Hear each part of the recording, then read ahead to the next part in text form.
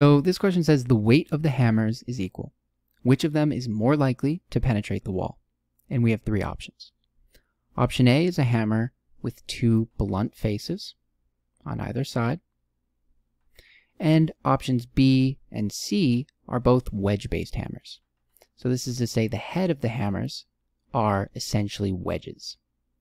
And wedges are simple machines that provide mechanical advantage. So this is to say they will increase the output force relative to the input force. And they do so by diverting force from their blunt ends and focus it onto the side surface. So in this case, the tip of the wedge. So with that said, let's consider which hammer seems most likely to penetrate the wall. Well, we know that A is not going to be the correct answer. And this is because it doesn't have the same mechanical advantage that's afforded by a wedge. That said, which of these two wedges is going to be better? Well, first of all, it's important to note that we are to assume that these hammers will be swung in this direction. So from right to left, which is to say for hammer B, we have this blunt end that will make contact with the wall.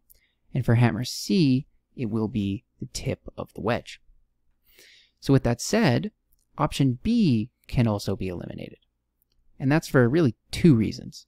One is that the face that's actually going to hit the wall is the same as the face we have in A. We've already eliminated A.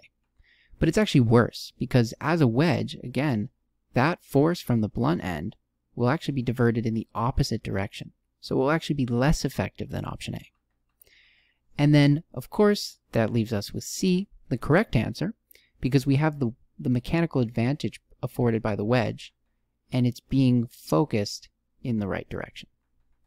So option C is most likely to penetrate the wall.